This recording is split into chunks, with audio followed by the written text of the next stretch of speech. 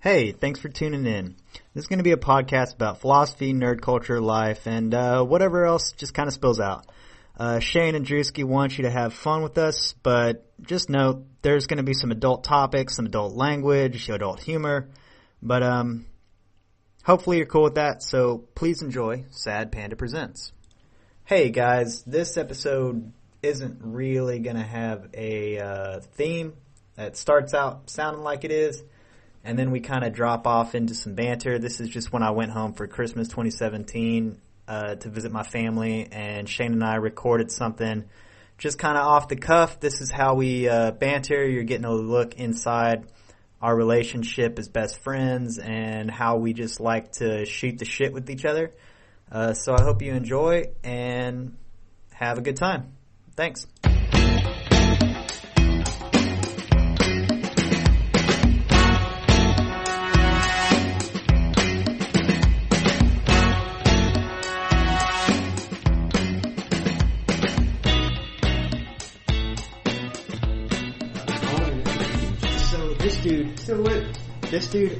So the only reason I'm even showing you this is because this dude references a lot of the same philosophers you do throughout this book.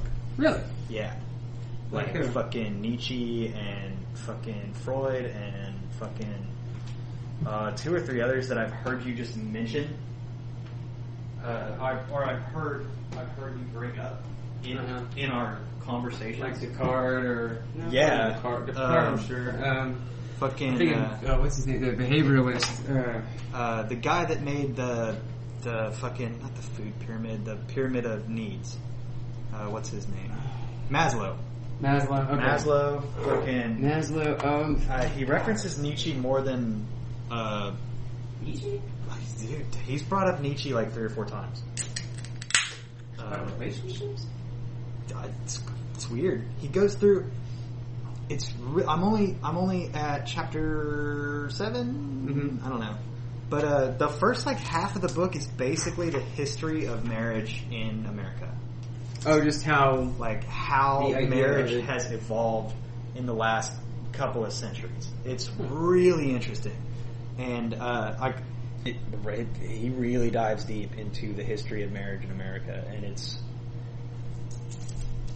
brought a lot of insights that I didn't expect. Like what? Like, for instance, give me an example. Well, I didn't realize early on that people used to get married out of necessity. Well, yeah, it was a dowry, right? Like the dowry system. No. Like, people used to get married because you need 2 people to run a farm. So you need somebody that plants the crops and works the land. And you need somebody that fucking milks the cows and makes cheese. Like a super working relationship. That's how America started. America started as a homestead. Like, that was the economy. True. That was the lifestyle. So getting married was a necessity because you couldn't work the land and sew clothes and make butter and fucking milk cows and tend to the chicken. Yeah, you no man's a fucking island. Yeah, right. Yeah. So, and people would have like 5-6 kids because they were workers. Because they were free labor. It's for real. Like, it talks about the decline of the number of children going from like 5, 6, 8 to being like 2 to being like, well, now the average is like 1.8. Yeah. Well, I mean, look because like children are a cost now. They're not a benefit anymore. Mm-hmm. And I didn't fucking put that. I never put that together. That the wife, like, a marriage didn't start out being out of love. That wasn't even an idea that crossed people's minds. If it happened, great. But that wasn't what people married for. People married because I need somebody to help me work an acre of land or 5. Yeah. And you're not married yet. I'm not married yet. We're 16 now. We're expected to hold our own. we're 17, we're 18, oh shit, like it's time to fucking get out of the house, out of mom and dad's house, stop working their farm and go work our own. And start our own fucking life. Yeah. Like, it was a necessity. And, then it goes into like the war and all of that shit, like both of the world wars and how like women, like it transferred from the homestead to commercialism became kind of a thing. And then so women still worked. Just they worked from home, like they made textile goods and they made, and shit like that. So they still provided income to the household. And then it talks about how, well, then the war happened, so women became more industrious and went out and got fucking real factory jobs.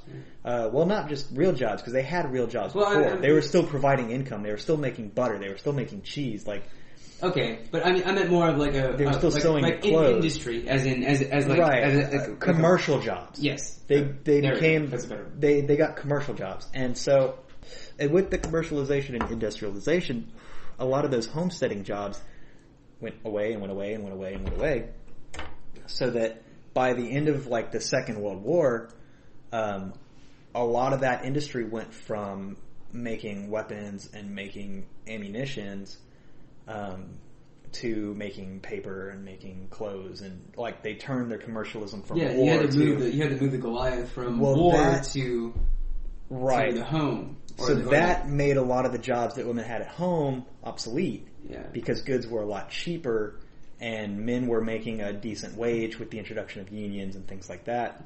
And you could mass produce these things like butter and milk and stuff like that. So then you started looking at the breadwinner housewife kind of setup. And he talks about that being the new ideal and that taking decades to construct that new ideal, and then women getting malcontent with being at home. The housewife and being at home and not having anything to fucking do except raise kids. The kids in the 60s, 70s, you had this boom, and now in the 80s or 70s. So you see women's suffrage with voting, and then you see the second women's suffrage movement in like the late 60s or whatever, where they're like, okay, well, we don't want to be housewives anymore because we don't like this setup, and that was the start of not just women being unhappy, but men being unhappy also, because there was a complete disconnect all of a sudden. All of a sudden, this traditional role that a man does. Well, all of a sudden, you don't have two people contributing to the household, and you have this breadwinner housewife setup. So the housewife, it talks about that in the second women's suffrage movement coming in and saying, okay, well, we want more. Like, we want to be intellectuals. We want to be working class as well, and we want to, but at the same time, what was happening was, because there was this complete disconnect of men are at work all day, they come home, they're tired, they don't want to talk about their day, they want to eat and go to bed. Women are and in the home all day and suppressed. Right. Yeah. And so that's when the start of like the divorce rate started fucking skyrocketing. In that period of time. And so he talks about how it took decades to get to the point of the breadwinner housewife setup, and a couple of years to destroy that idea. Yeah. Of that not becoming the ideal thing anymore. Yeah. And the idea of self-expression being a more interesting thing. And he does talk about the evolution of love becoming the reason to marry and all that stuff too. And I'm missing a lot of points here. Like, he goes, and he's got data to back all this up. I mean, he's got decades of research to back all this up. Well, I mean, I'm thinking of just my mom's family in general. Like, my grandfather grew up on a farm, and that's what he did. Mm-hmm. That's what they did. They fucking worked and worked and worked, and he inherited that farm. And he had 3 kids, and my grandma had 3 kids. Mm-hmm. And I think she was in a similar situation where they worked. They were on the farm. They did that. And then Papa went to World War II, and he came back, and he got a divorce. They got a divorce from his first wife, and I don't know what happened to my grandma's first husband. I've heard the story, but I don't quite remember. I think he was just kind of a piece of shit, and he left one day or something. But I mean, it goes right in what you're saying. Like they had this farm, they had kids. He went to war. He came back. They were dissatisfied in their marriage. They got a divorce. Like for my grandfather, Papa, and then he married my grandma, and they had my mom. And they were six. They were the fucking Brady Bunch. And they had my mom, which is the seventh. Yeah. And then, I mean, just that whole idea of that, like it's just real. What your talking points are reminds me of my mom's family, like to a T. It's right. It's because we're talking about several generations of a family going through this, and it's crazy because he talks about he brings up Maslow's hierarchy of needs a lot because he talks about how marriage is used to satisfy the most basic level: food, shelter. That's it, and like. You marry to survive as a human.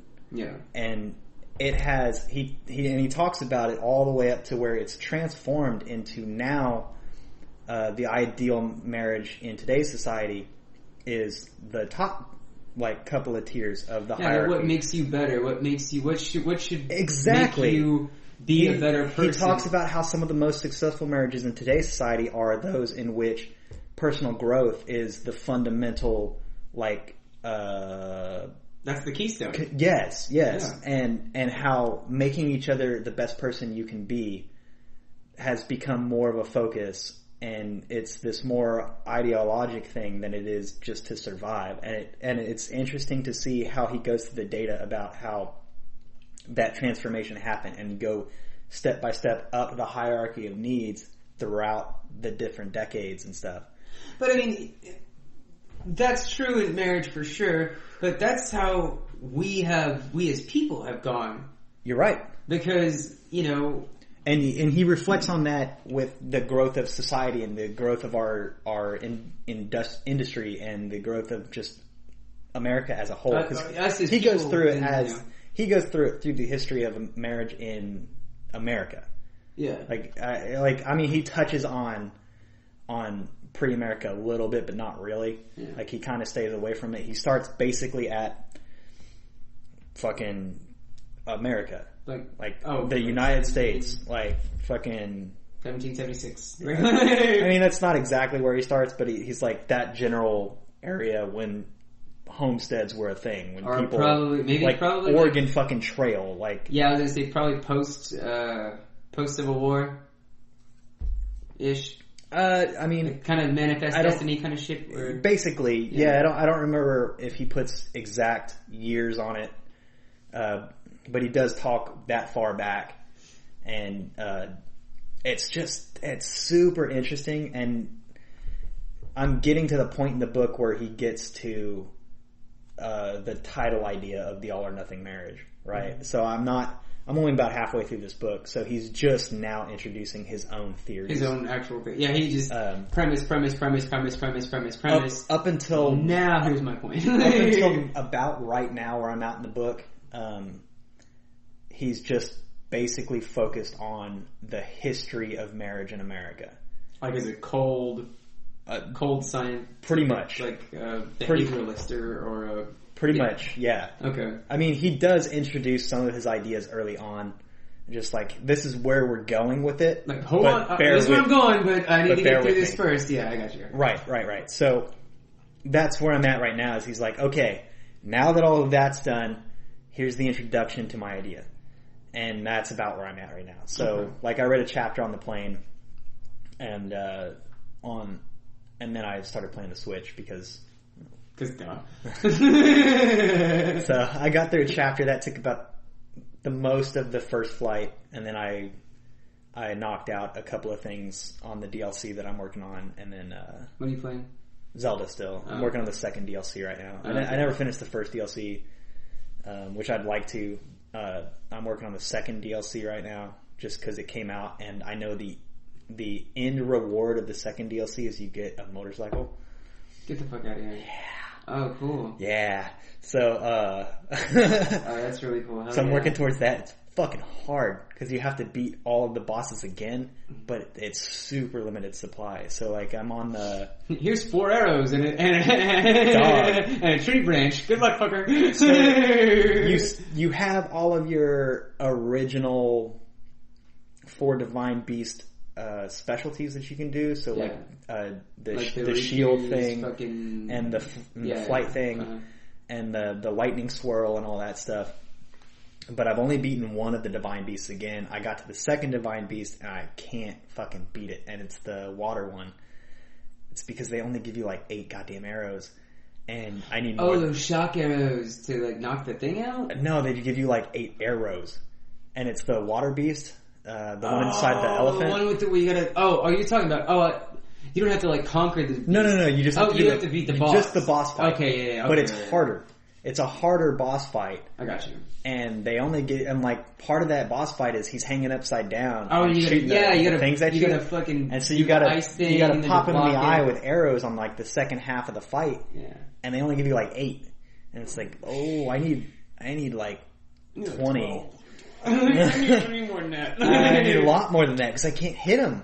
I can't physically hit him. Yeah. What if you do the fucking air thing and then do the slow down and then... Right, but I mean, I use all of my arrows. I hit him in the eye every single time. Mm-hmm. And once I'm out of arrows, he's still got like a third of his health left. Because the first part of the fight, he hasn't raised the water level yet, and I just beat the shit out of him. Yeah. And I just use the shield specialty. Yeah. And that damages him, and then I hit him a bunch. Mm-hmm. And it's fine. But then he raises the water level and he starts shooting those ice blocks at you, and he's hanging upside down, so you can't physically get under him and hit him. Yeah. You have to shoot him with arrows. I don't know what the fuck to do. What if you like shield bash him back? But at that point, I'm out of the specialty shield, and I just have a regular shield. Yeah. But I can't get close enough to him because he puts those ice blocks up, and you got to break the ice blocks with the with the little hammer thing. Yeah. And the Sheikah slate thing, you got to break the ice blocks with it. But if you're right up on him, those ice blocks hit you, boom, boom, boom, boom, boom. Like they hit you immediately, and they knock your ass out, and they knock you back into the water. And then you got to get back up, and by the time you gotten back up, you got hit by another ice block. So I can't get under him. You're in some like weird Ouroboros. So I don't know what to do. I'm trying to get my what I'm gonna do next, because I haven't beat it yet. I fucked off and went to a different area and started opening up other shrines so I could defeat the other bosses. Because I've only beat the one, and there's 3 left. Yeah. So I started the lightning one. That's the first one I did. I already beat that one. That was the first one I did. Yeah, I feel like you have to work down hardness. Yeah, and the water one, I didn't think that was that hard initially, because it wasn't, because I had overpowered myself by the time I got to it. The problem is when you come in limited. When you come in super limited, and don't get me wrong, the lightning one was hard because they give you 2 shields and 2 weapons, and both weapons are metal, and 1 shield is metal, and 1 shield isn't. Oof, yeah, it's a bitch, but I beat it. I got through it. And now I'm on the water one, and I can't fucking beat it. Does it give you like a predetermined order, or do you get to pick which order? You get to pick. You can do whatever order you want to. But I went to the water one next because I was like, God, this wasn't really that hard of a fight. I'll give myself an easy one after taking out the hardest one. Yeah. And again, they only give you 2 shields and 2 weapons. Shit, I thought the one on the mountain was easy. The lizard one, yeah. I don't remember. That's the one I'm unlocking the shrines to get to. It took me like 3 times longer just to get through the goddamn thing than that whole puzzle. Like that whole puzzle fucked me up. Like I was stuck on that for like a week. Yeah, the DLC introduces, because with the DLC you have to do 3 puzzles before you can do the boss fight. Okay. Right. Well, it gives you like this thing pops up. And, wait a minute. And you view 3 areas, and you have to do 3 challenges, which then unlock 3 shrines. And then you do the shrines. and they're harder than normal shrines. Yeah. And then you do the boss fight. So there's 6 things you have to do before you can do the boss fight again. Like a Zelda game. Yeah. Like super fun. Fucking Zelda game. Super fucking fun because it's a little harder. And by a little harder, I mean it's quite a bit harder. It's challenging as fuck. It really is. Like, they expect you to go into this having beat the game, having beat the first DLC. Like, they're like, but dog, you don't have your Master Sword. I never use it because I'm so afraid it's gonna break.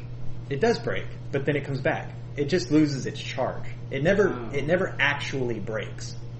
You use it and it goes, your Master Sword is broken, and it recharges in 5 or 10 minutes. Oh. And then you can use it again. And it's only power level 30. Yeah. So it's not that great, but against anything that is like dark evil, like the Ganon evil, anything like that, it's only power level 30, but against anything that's like infused with his power, it does like hella damage. Like the Guardians? I don't know if the Guardians, because I always take them out with Guardian arrows. Because if you... They're just so goddamn expensive. I know, but dog, I mean, you hit them once and they die. You hit them in the eye with a 1 ancient arrow and they're dead. And I'm just like, that's the... I only use those on the flying ones. Because I can't. There's no other way. Like, yeah, not really. I'll either shield bash or laser back. Shield bash and the laser back is the best way to do it. But if you fuck it up, it always destroys your shield and takes half your life away. That's why I always use my shitty shields. Yeah. I have 100%, yeah. I'll have 13 fucking wooden ones. Fuck it. I don't give a shit about this Bokobo fucking... When you get there is like a Hylian shield equivalent. Mm-hmm. I don't know if it's called the Hylian shield, but there is one of those in the game. Yeah. I think there's 2 of them in the game.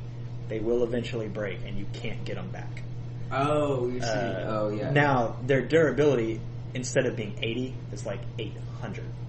So it takes forever to break them. I have one of them. It will. That was in the. Is in the castle. Yeah. I have that, and I don't fuck with that. I don't either because it will eventually break. There is some really long, convoluted thing that you can do to open up this thing called Terrytown, and he'll sell you another one. But I don't know if it ever comes back in inventory. If you can buy it again and again and again. Kind of like the arrows from what's his fuck. Beetle. Yeah, so I know there is a way to get a secret shop, so to say, where you can buy another one, but I don't know if it replenishes. Like if it comes back over time. Yeah, like so... Red Moon or whatever. But it takes fuck... I looked it up. I looked up how to do it, because I was just curious. It takes fucking forever. It's just grinding, is all it is. It's just grinding. Like, you gotta buy the house... I don't know if you've done that yet. You can buy a house for yourself. No. And put shit on display. I think that's where my Hylian shield is. I think it's in a display case in my house. Oh no, I haven't done any of the side quests. I'm at oh dog, I 40, 30 out of 70 or 80. I did so many side quests. I downloaded the thing that had the red star fragments that turn into chests, and I got the extra. I don't know. It's from the Xenoblade 2? Oh, I don't know about that. They had I've never seen a red star fragment. I have a couple of star fragments. Yeah, no, there's 3 special red star fragments that you get that you can find. And it turns out to be chests, and it's a different armor from Xenoblade Chronicles that just came out too. Interesting. Yeah, and I have that armor. I don't have that. I have the Dark Link set. Oh fuck yeah, I do. Yeah. Oh, speaking of Dark Link, Tasha texted me the other day on my birthday. She's like, "Oh, happy birthday!" I was like, "Oh, you're so sweet." And ended up getting to talking, and you told me she was going to help you make a Dark Link costume. Yeah. Okay, that's where I was going. Okay. I don't remember if I told you or not. You did. You told me I don't know, it was one of the nights we were watching Dave. Yeah. Or maybe it was the last time we recorded. I don't know. But we were talking to each other on the phone not too long ago. And you were telling me about that. Maybe it was. Maybe it was after D&D. Was it? Yeah, maybe it was. Because that was last week, right? Yeah. Yeah, it No, but she came... It might have been... No, it was 2 weeks ago.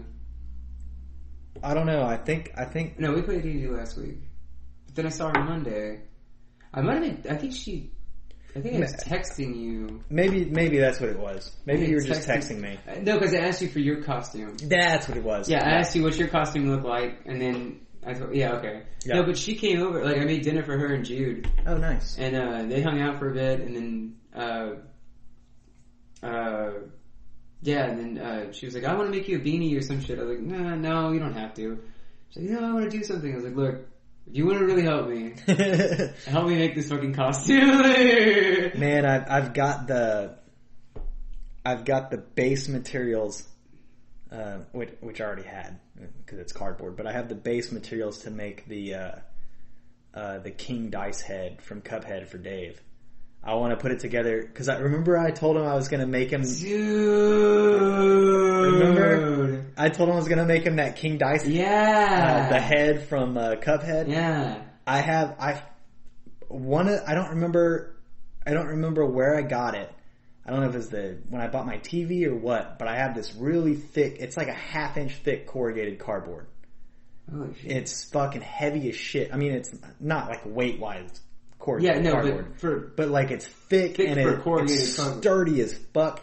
It's like there's tables. Yeah. Bullshit tables. Yeah. So I'm gonna make a cube out of that, minus one side, so it fits over your head. But I want to make a cube out of that. I want to make a cube out of that, and I'm gonna spray paint it like a cream white color or whatever color I can get that matches the video game. Yeah. As close as I can get to it with spray paint, basically. And then take other cardboard cutouts and like shape them into the eyes and the mouth and shit and hot glue it on and do some cutouts with like, I don't know, some black material that you can see through. Yeah.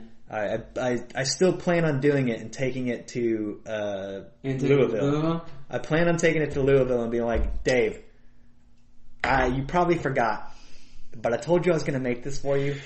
Totally motherfucking did. So I've got like 3 months and I haven't worked on it like at all.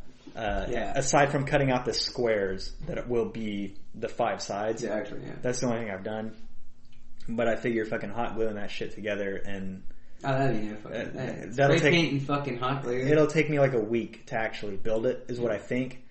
Cause like I'm gonna 45 the sides of them so that they all fit like together. So they actually mesh together. Yeah, not so you don't all, like, so you don't see like, the open the seam. Yeah, you don't see the open corrugated on each side. Yeah, and shit. So you cut it, and they fit I know. It's called a miter. It's called a miter. Yeah, because you have a miter saw that does that with wood. So okay. It'd be a miter. And I don't know terms, but we had to do that. We did it like when we built that swing for Asher. We had to do that. Yeah, bullshit where you gotta fucking split them you gotta and they mesh together. You gotta saw them at the right angle so that they fit together right. Yeah. I'm gonna do that with the sides of it so that it looks halfway decent. And can't find my fucking hot glue gun.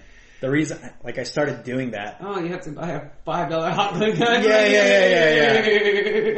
I've just been lazy about it. Like, motherfucker, I saw you order fucking sponges on Amazon. I know how fucking lazy you are. There's a Walmart across the street from your house. Yeah. Every time I order something on Amazon, I don't think about throwing a hot glue gun in the batch. And I've been so focused on getting that fucking guitar done that everything else has been out of my mind. Like, for sure. So you had a crunch time. I get it. I had to get. That's the thing you have that I don't. I had to give that motherfucker something for Christmas because I didn't have anything else, and I was like, you know what?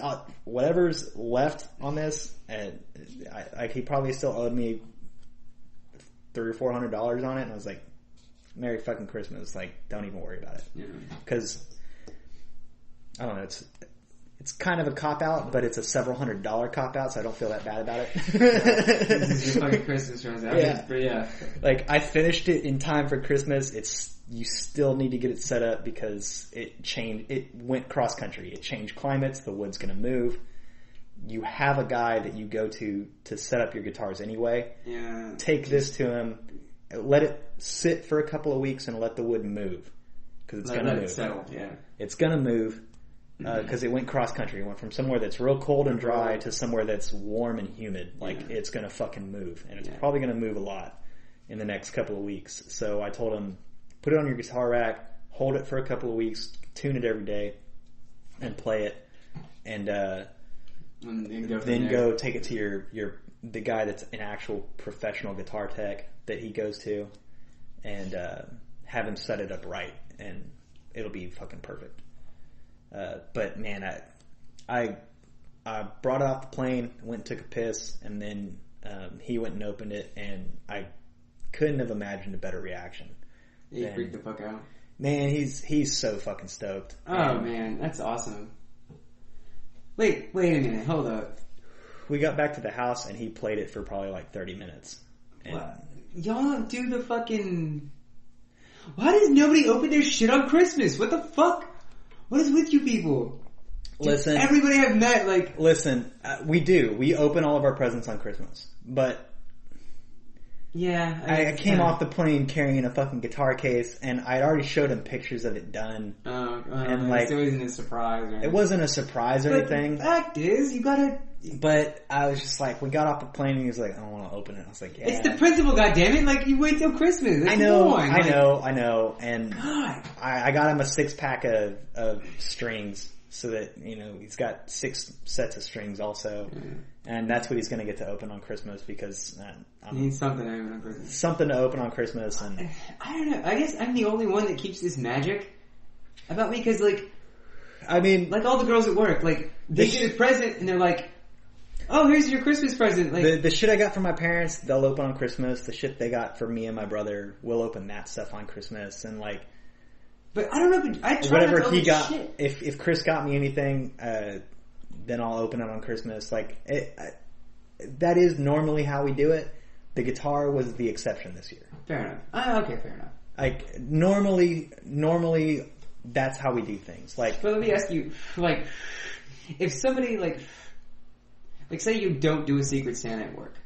Say somebody legitimately gets you a present from work. Do you open it? Yeah. Before Christmas? Yeah. Why? Honestly, because Christmas to me is more of a family thing. Okay. Like, I don't carry the magic of it with me as far as presents go anywhere outside of my family. Like, I don't buy anything for anybody else except my family and like you and Ash. I'm not your family. Oh, you? I mean, that's the thing is like, no. You are. I get what you're saying, yeah. And like, I didn't wrap your shit because I don't. No, I'm a lazy rapper too. I didn't care to. And but like, had you had like, that's why I asked if you were gonna have Asher this year, because if you were gonna have Asher, I would have wrapped all that shit before I brought it over. Yeah. That way, whatever. But since you didn't, I was like, here. Fuck it. Like, here. Here, you wrap it. It's now your problem. Pretty much. Like, I got him something. I think it's cool. Like, no. Hey, man, pop-up dinosaur book, he's gonna freak the fuck out. I hope so. The other book is like a picture storybook, and I flipped through it. I didn't read the whole thing, but I flipped through it. It's basically just a story about a kid gaming and like going into the imagination of it all, and like going into the world of video games. Oh man, he's gonna fucking love this. Yeah, I thought it was really neat, and I know he's got a birthday in January, so I was like, well, I'll get him 2 books. That way, if you want to split it up into Christmas and birthday, you can. If you don't, I don't care. Yeah, okay. I'll figure it out. But yeah, no, his is the 4th, so it's like... Yeah, and so I I didn't remember the exact day, but I knew he had a January birthday and it was early. Like, hey, it's the like same thing with you. Yeah, like and you've Padre got, and yeah. my dad's the 28th, my stepdad's the 30th, Ashes is the 4th, like, your whole family just likes fucking in the spring. Hey, come on, I'm December 15th. Don't get it fucked up that I'm not a spring break baby. I did the math, my dude. I know. Like, your whole goddamn family is that way. No, actually, all my family's, I don't know, August. August is what? That would be Christmas, New Year's. That shit's pretty good. I have yet to go Christmas shopping at all. I don't know why that surprises you. It doesn't, but it's still goddamn funny. It's the 23rd. Just bills and shit and work and nonsense. I got you. Yeah, and we're gonna, like I said, we're gonna redo the menu, but we're gonna restructure everything. We're gonna. Good. Well, you wanna unpackage this? Okay, the only reason I open this. The only reason this is a Christmas present, and I was just harping on it. The only reason I opened this was because I was trying to get it in the door. And I had my bag and a bunch of other shit. Excuses, and the fucking thing ripped right the fuck open. Excuses. The fuck open and said the world's most ridiculous drinking game. I'm taking the rest of the packaging off of it right now. No. Excuses. No, I don't. Dude, it's really a thing. That's really what happened. I swear to God. I know if it's not on film, it didn't happen. I don't care. But no, it really did happen. And I don't care. I told. There's a good chance most of this recording is going to get lost to the ether anyway. So. But I did tell Michaela that I would record myself opening it. Okay. That was the same night that I came home drunk and and opened it. It was opened for me by the door. Okay. It really did, dude. That little latchy bullshit. Like, my bag went in, a fucking latch caught it. You ain't gotta get worked up. I don't give a fuck. I don't care, dude. Damn it, like, I know, but it really happened. I believe you. I'm just being an asshole. No, for sure. So there's 50 drinking games or some stupid shit. All right, we'll give it a shot. Pick one and let's fucking do it. Let's do it.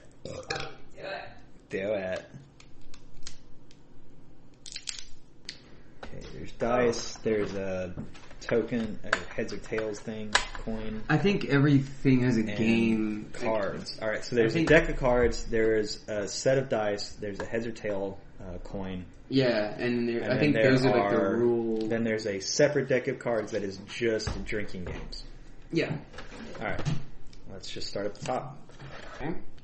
Flip, sip, or stir. I read that last one wrong. Flip, sip, or strip. Popular in Australia. Number of players, 2+. Players take turns flipping the AV coin, but before each flip, player calls A or B. If the flipper is incorrect, they have to sip or strip.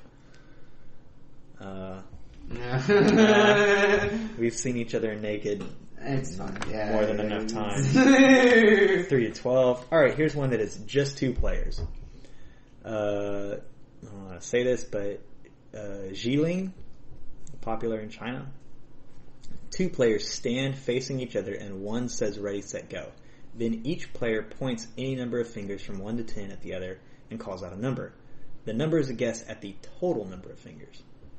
Oh, like odds or evens. Yeah, this is odds or evens. If the player guesses under the total number, he loses and takes the drink. If he guesses correct, he wins. If both players are above, they go again. It's odds or evens. Kind of like odds or evens. Yeah. It's basically, yeah. So it's one person says go, the other person guesses, and then you switch. If you're under, you take a drink. If you're over, go again.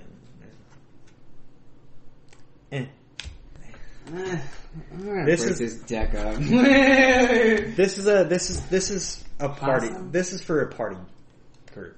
This isn't for two people drinking at home alone. Oh, here we go. Here. Or did you just find one immediately that discounts exactly what I just said?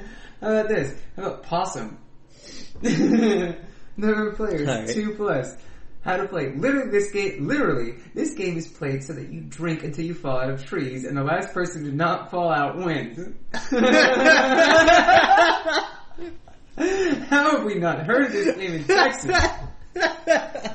However, that is a very stupid, dangerous game, so don't do it. Instead, try a safer alternative. Figure out a safe physical challenge for your friends, such as balancing on one foot, hanging a few inches off the ground, jungle gym, blah, blah, blah. So literally drink and climb trees until people fall out, and the last They're person... supposed to slowly drink a beverage while doing the activity. The people who cannot do it are out of the game and continue even with challenges until you have a winner. So climb trees while drinking until you're the last man standing is what this game really is.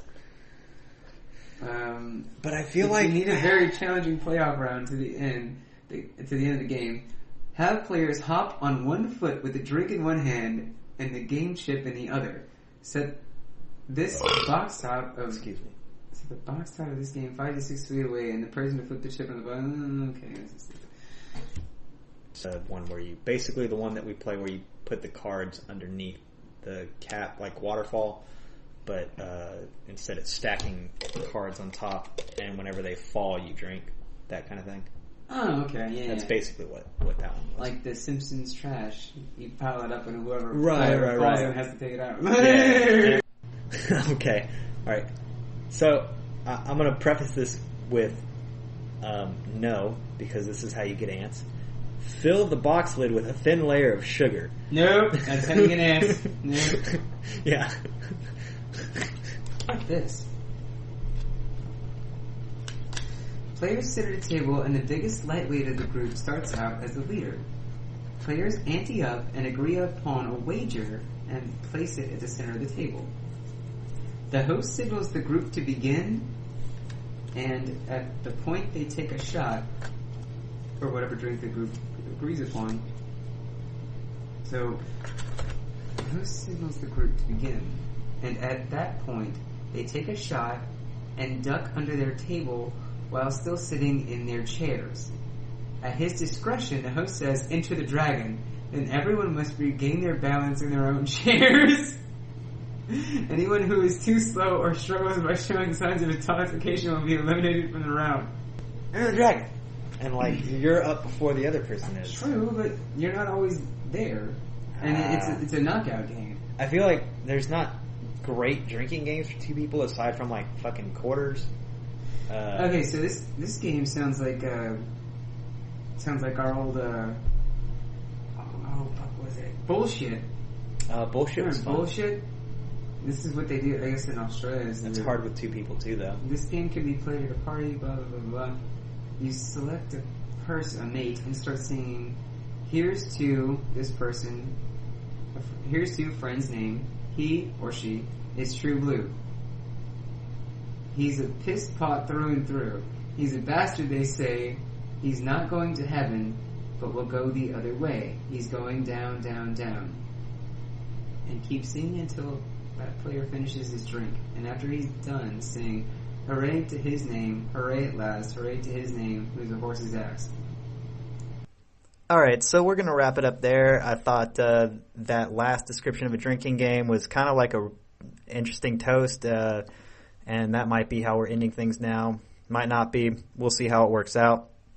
Right now, you can find us on Stitcher. I haven't gotten us onto iTunes just yet. We're also on YouTube, so find us there. We also have a website, which I can't remember the URL of at the moment, but it's a free Wix website. We haven't paid for domain yet, so it's like wix.sadpandapresents.com or something like that.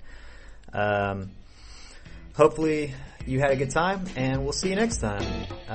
Stay tuned. Later.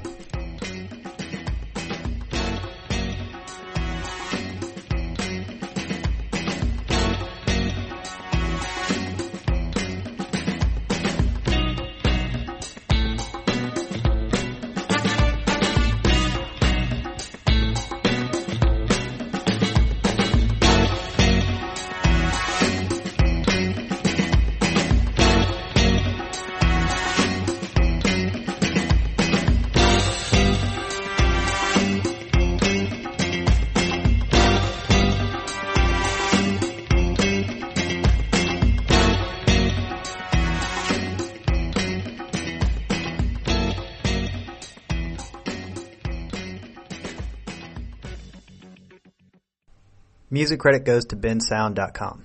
Thanks.